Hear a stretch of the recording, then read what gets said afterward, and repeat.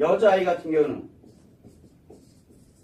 여자아이는 뭐가 만들어질까요? 처음에는 충격이니까 상처가 되겠죠. 그런데 요 아동학대가 아동이 여기 있느냐 여기 있느냐에 따라 틀려요. 즉 생존기에 있는 아동과 관계적응기에 있는 아동은 틀려요. 생존기에 있는 아동은 어떻게 되겠어요? 이 상처가 생기게 되면 사람들을 극도로 싫어해요. 사람들을 극도로 싫어합니다. 그렇게 되다 보니까 아예 관계 적응을 하려고 들질 않는다니까요. 이 아이들, 그런 아이들이 있어요. 만약에 우리가 이 아이들이 유치원을 갔어, 초등학교를 갔어, 누구도 싫어해, 극도로. 발달장애라고 요즘 하나요?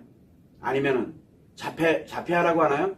그 아이들이 왜 생겼을까? 한번 연구를 좀 해봐야 될 필요성은 있는데, 어쩌면은 여기에서 뭔가가 충격이 만들어졌을 수도 있어요. 물론 충격을 주려고 했던 건 아니에요.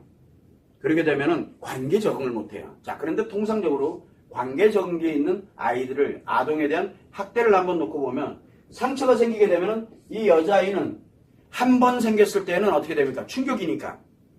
관계 적응을 이 사람은 안 돼. 이렇게 돼요. 근데 이게 반복적으로 되면 어떻게 될까요? 반복적으로 되면 그 아이를 좋아하려고 들어요. 이상한 현상이 생기는 거예요. 우리는 그걸 뭐라 그랬어요? 그걸 스톡홀름 신드롬이라 그랬어요. 이런 좋아하는 현상이 생겨요. 근데 남자아이는 그거를 어떻게 해야 돼요? 제거를 해야 될 거 아니에요.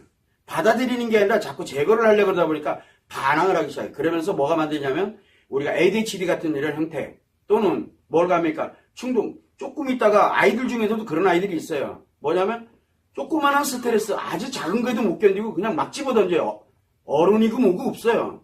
애들 굉장히 분노하는 아이들이 있거든요. 그 아이들이 바로 뭐냐면 누군가로부터 강력한 트라우마, 즉 충격을 받은 거예요. 근데 그게 누군지를 모르는 거예요. 여러분들이 만약에 부모님이라면 그 아이의 행동 양식을 한번 가만히 들여다보면은 그 아이 분명히 신호 보내고 있어요. 분명히 신호 보내고 있는데 넘어가죠. 왜? 귀찮으니까. 귀찮잖아요. 왜? 이거 아이 누구한테 맡겼어요? 유치원에 학교에 맡겼잖아. 양육해달라고. 나는 양육의 권리가 없나? 그런데 그거를 내 힘들고 피곤하고 그러니까 돌아보질 않는 거예요. 그 아이 신호 보내고 있거든. 분명히 어딘가에서 보내고 있어요. 엄마가 또는 아빠가 이렇게 딱 했는데 굉장히 분노하고 그런다. 지금 어딘가에 문제가 생겼다는 얘기예요. 어딘가에. 그런데 여자아이 같은 경우에는 엄마 아빠가 뭐 이렇게 된다. 굉장히 착한 아이가 될 수 있어요. 왜? 충격받은 거를 처음에는 충격이지만 조금 더 지나게 되면 뭡니까? 좋아하고 싶어져요. 누군가에게 자꾸 집착, 애착을 느끼려고 그러고 집착 아시죠? 그래서 새로운 인간관계에 누가 있더라도 그 사람이랑 굉장히 집착하려고 집착하듯이 사귀는 아이들이 있어요.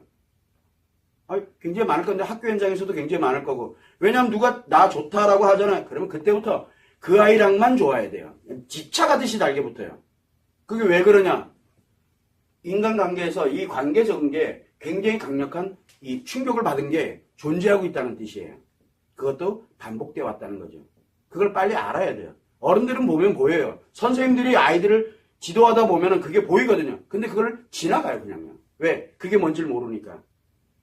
그래서 우리가 생존계의 충격이냐 아니면 관계적인 충격이냐에 따라서 굉장히 많이 다른 양식을 가져간다는 거죠.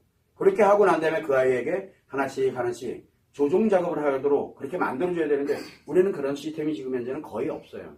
왜? 드러나야 CCTV에 찍혀야 그제서야 이제 뭘 분석하려고 들어요. 이미 그 전에 부모님에게 선생님에게 굉장히 많은 신호를 보내고 있음에도 불구하고 우리는 그걸 간과하고 지나가거든요.